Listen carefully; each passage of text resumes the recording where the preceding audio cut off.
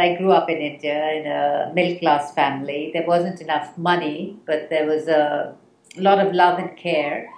And every Sunday, my father would, I guess, force us to sit down together, all the kids. There were five of us, and he would read from one of the great religious traditions, from books from Hinduism, the Torah, the Quran, the great Sufi poets.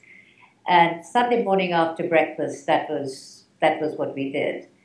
And I think despite our protests, that there was something stuck. And I think that something was tolerance and respect for others, as well as a deeply ingrained value of being in service.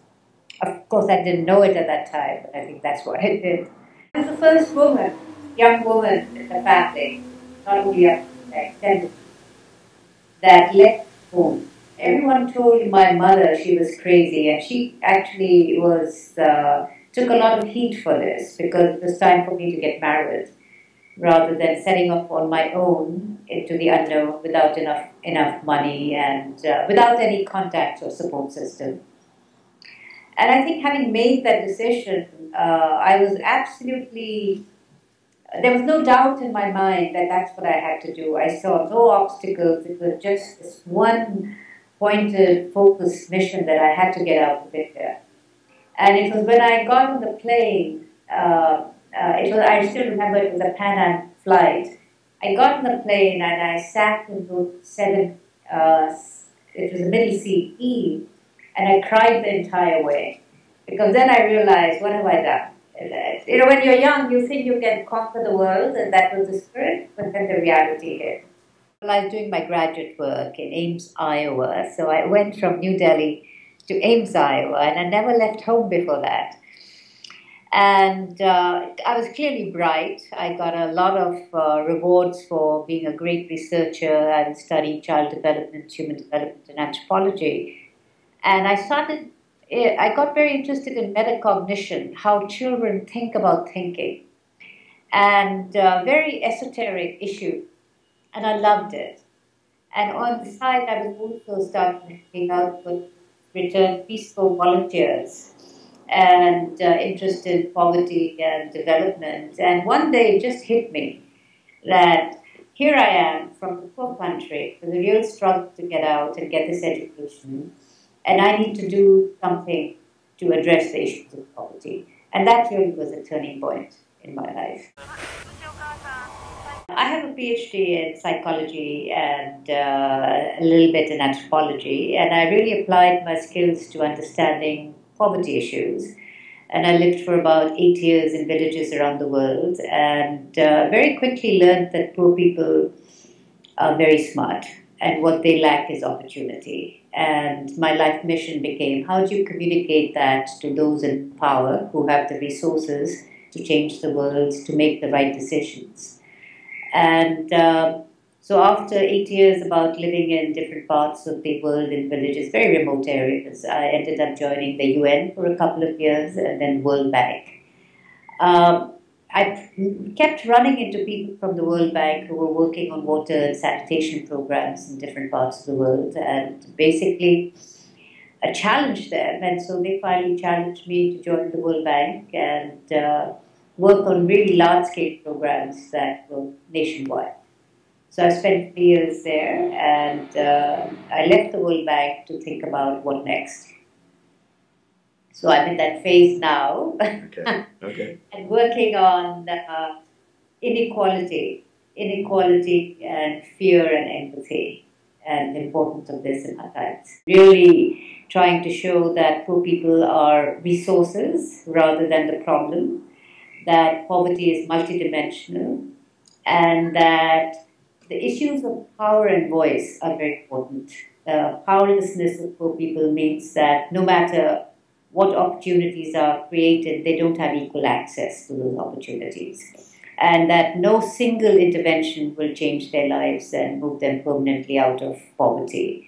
Other than education, then it becomes intergenerational rather than for the adults. Money should act down into the communities without being planned out in detail, and let poor people and poor men and women what their priority needs were. I think the first that comes to mind is belief in yourself and your ideas. That has to be the starting point, because if you don't believe in your ideas in yourself, who will? And where will you get the resources and strength to hang on to those ideas when everyone else challenges them? Because the nature of change is disruption, and when there's disruption, then there will be resistance to change. So it's really important to believe in yourself. Second is that uh, choose one issue. If so, for example, in poverty or in changing the world, it's very easy to get overwhelmed because the problems seem so huge.